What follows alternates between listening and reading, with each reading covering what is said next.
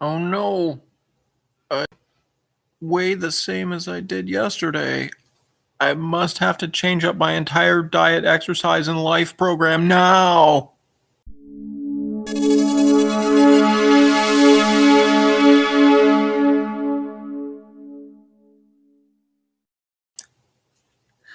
Okay, so it's a pretty common thing when someone has lost a bunch of weight and been successful, found like a diet or a program or whatever that actually gives them success. They lose weight, they feel better, all those other great things that come along with weight loss and fitness and all that stuff.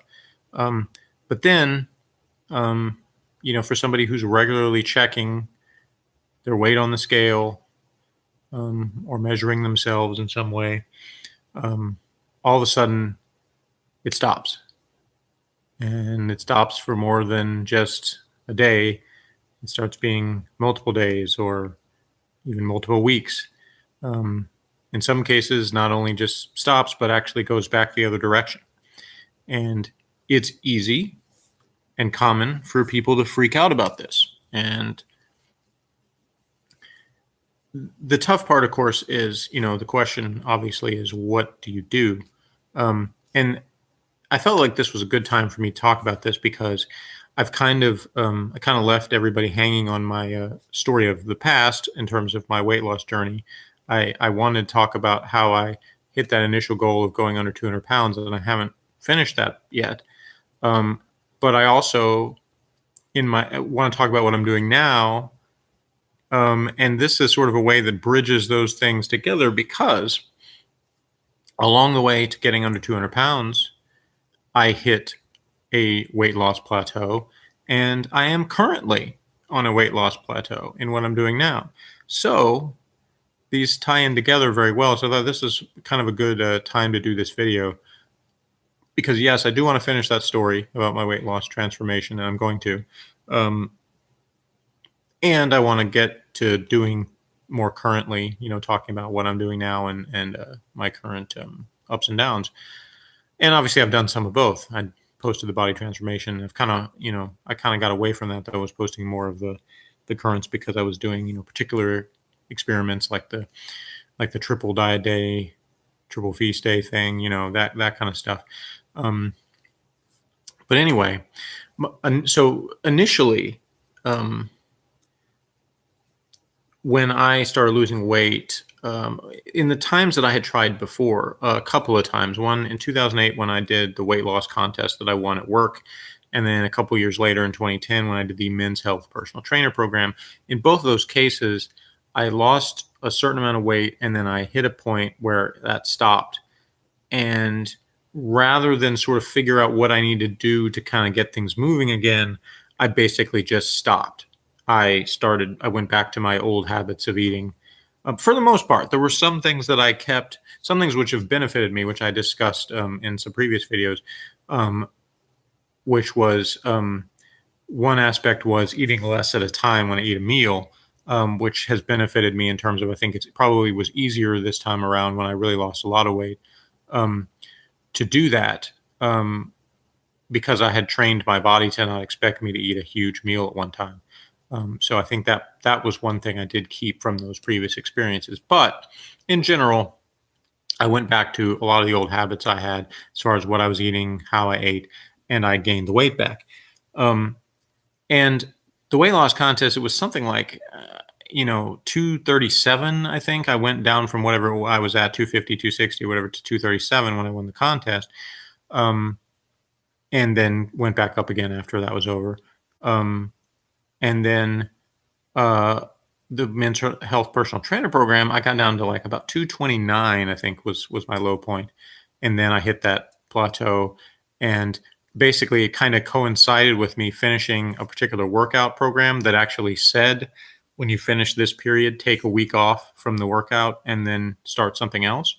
And well, I did that, and that 1 week turned into 2 weeks, into 3, 4, 5, etc. So, I didn't work out again for a while after that. So when I was doing this successful body transformation that started in late 2017. After the first few months, I had gotten down from 252, where I started, to 225, which was the point where my weight tracker app switched over from saying I was obese to saying just overweight. Um, and so I got, just below that. And then that was where I hit the initial plateau, where I wasn't losing after that. And I had to figure out that was the point where, in all of my previous attempts to lose weight, I had basically given up once it didn't look like I was losing anymore, and then gone back the other direction because, I thought, oh, well, okay, um, that's the end of that. you know, so this was really the first time that I went ahead and pushed through that. And there's a couple of ways you can do that. And one is actually not to change anything, which is just say, okay, my body is sort of hitting a reset point here, recalibrating or whatever, but I need to keep doing what I'm doing, and eventually it'll start to budge again. And sometimes that indeed works. Other times, it won't, because what it means is the body has adjusted its metabolism to what you are doing, and it's going to just keep staying at that, maintaining that weight, in some cases even gaining a little bit more, if you don't do something to kind of change things up. That's one of the big mistakes people make when they do like severe calorie restriction for like every day for a long period of time, because doing that will definitely make your body adjust the metabolism, slow it down so that it adjusts to the number of calories that you're consuming. And so if you basically, if you don't consume a higher amount of calories, it's not going to bust out of that. If some people make the mistake going the other direction, they go, oh, I'm not losing weight anymore at eating 1,200 calories a day. Well, I guess I need to eat only 800 calories a day or 500 calories a day. And they keep going down and down, and they starve themselves of energy, but they don't speed up the metabolism. The opposite happens, to slow down even more. Your body's going into like preserve whatever fat you have mode, because you're not giving it the fuel it needs to run the basic body functions. So now this is separate from extended fasting. So that's a whole different thing. Extended fasting, where you're not having any calories, or a very tiny amount of calories, just enough to, have any, nutrients whatsoever, but not enough to like let your body feed off of those. That's a separate process than what I'm talking about. Because I'm talking about the kind of people that are like, oh, I can only eat 500 calories a day, but I'm going to eat like, it in small little increments of 50 calories at a time or whatever, 10 times a day. That if you do that, then you're never going to bust out of it. Your metabolism is just going to keep getting slower and slower. And you might be a little confused and say, well, wait, Jeff, I thought you advocated doing like alternate day fasting, or even like 3 days in a row of low calories. Yeah, that's a short period of time. And then afterwards, you increase the calories. And there's different ways to do that. But if you just keep going lower and lower, then you'll just keep getting slower and slower. And for most people, again, not everybody has the same body, so the effects aren't ever going to be completely the same from person to person. But this is a general rule that's going to apply. So, how do you know, whether you need to keep pushing through with what you're doing or change it up? Well, there's not a super easy way to know that. But I would say the first thing is to wait and give it some time. Don't panic when a day, a few days, even a couple weeks of maintaining the same weight, even when you're doing a diet to try to lose weight. Don't panic with that and assume that you have to change something up. Because like I said, it's very possible that your body is just sort of hitting a point where it's sort of recalibrating and figuring out stuff. And if you keep doing what you're doing, you will start to lose weight again. But if it starts to be longer than that, and you wait a few weeks and you really aren't seeing any movement, then it probably is a time to change something up. And it's not necessarily to just scrap your entire diet or your exercise program or anything like that. It may be as simple as having one meal where you intentionally eat higher calories, possibly higher fat if you've been doing a low fat diet, higher carbs if you've been doing a low carb diet, something like that, that sort of just gives this momentary shock to the system, sort of a rebooting of everything. For some people, it may take more than that. It may take an entire day, or it may take multiple days. The thing that you want to be careful with, of course, is if you do multiple days, you want to make sure that you don't just make that become your new habit, especially if you're not seeing the results, if you're just gaining weight. Because if you do the high calorie meal, you try that first, and then you basically just do one meal like that, then the rest of the day you stay with whatever you're doing, then you weigh yourself the next day. If you have gained weight, I would say don't freak out about it. The next day, go back to doing what you were doing, give it a couple more days and see if the weight drops off. And if it does, and you go back to losing to below where you started from, then that was probably all you needed. It was just sort of a reset, a hormone reset, to kind of refresh your body and say, you're going to get enough food. You don't need to keep slowing down the metabolism. You're going to be okay. If that doesn't happen, if you stay at the stall or go up for extended days, then you may need to do that for a longer period of time. So all these things are things you kind of have to figure out. And what I did the first time when I hit that 225 and I didn't seem to be budging for a while, is I actually increased the calories slightly, but I did it a little more in a mindful way, in terms of I kind of ate a more variety of stuff, because I had been doing the steak and eggs diet, and then I was tentative about adding other things, but I added a few things into it that were still low carb, but just sort of made it a little bit more fun to have a few more foods. And so what I did was just sort of I expanded into a little bit of the world of low carb alternative type foods, things that I hadn't really been looking at. But things like desserts that were made with sweeteners other than sugar, things that were with stevia and monk fruit and stuff like that. And I ate more vegetables. I increased my vegetable intake, which is something that somebody like Dr. Berg recommends.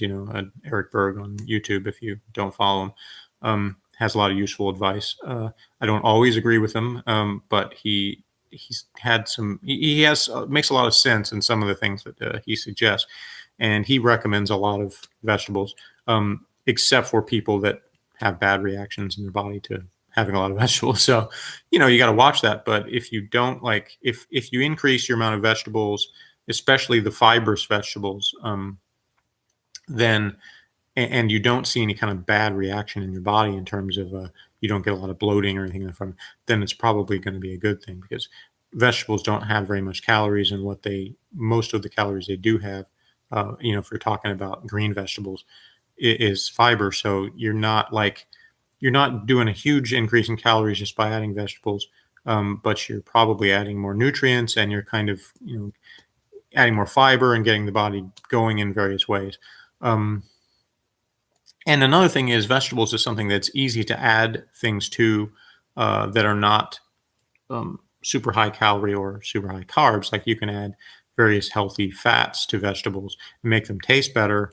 Things like butter and olive oil and stuff like that, and also be making not only them more palatable, but also giving yourself some more calories and more nutrients in a way that's not like going to cause a bunch of bloating or blood sugar spiking and all that kind of stuff. So that's what I kind of did during that period. And eventually what I did when I got down below like 210 or so, and I kind of hit another bit of a stall, as I actually did another one of the diets I got from anaerobics, who I also learned a lot of the steak and eggs diet from, stuff is called the pure protein diet. Now, it's not actually 100% protein, so don't freak out about that, but I'll talk about that diet in another video. But that was what I eventually did to really cross the finish line to get under 200 pounds. So I'm going to talk more about that later. But okay, fast forward to now, because I'm in another weight loss plateau where I've gotten significantly below 200 pounds. I haven't been back uh, for a while now, more than a year, um, where I haven't been above 200 pounds. But I have gotten around 190 or so, gone as low as 167 and as high as like 191. And as of this morning, I was about 181, I believe, or 182, something like that. Anyway, so I did various different changes in my diet that made me lose and regain during that period. But um, what am I going to do now? Because I've been kind of in this plateau now. Because this is a situation where I'm not trying to hit that initial goal. Um, well, I'm going to try to kind of mix things up. And again, it's a good thing to do to kind of try different things when things don't work for a period of time. So I've been trying the pure protein diet again lately, and it really is not giving me the results that it did before. I think my body has adjusted in a way where it's just not having the same effect as it used to. My body's changed. I think from doing the alternate day fasting, it's hard for me to consume enough protein to really make that diet work well. Um, and so I think that's part of the problem is it's like my body is kind of confused. Um, and so what I'm thinking is I'm going to go back to doing somewhat of an alternate day thing. I sort of started that yesterday, but what I'm basically am going to do something that, um, again, is something that anaerobics does recommend, which is doing sort of cycling where you eat higher calories on your workout days. And I've been doing that for a while, but I've um, kind of done it differently depending on what I was doing. And since next week is when I'm starting the tennis season again, um, this week I'm staying with the same workout I was doing, but kind of starting this cycle of the calories. And what I'm thinking about doing, I haven't decided for sure, but what I'm thinking about doing is doing basically a 24 on, 24 off kind of method, where on the day of my workout, um, when like a day of tennis, for instance, when tennis is over, um, that I would basically would say when it's over, then the next 24 hours is basically an eating window. And no, I'm not going to stay up all night eating. That's not what I mean. But basically, from that point to 24 hours the next day, I eat when I feel like eating, what I feel like eating. And I don't worry too much about what it is. Or I just, I don't overeat, don't binge eat, but just eat when I'm hungry, eat what I feel like eating, and stop there. Um, and listen to my body about, when that is. And then as soon as that 24 hours is up, then I actually do a low calorie fast basically for the next 24 hours.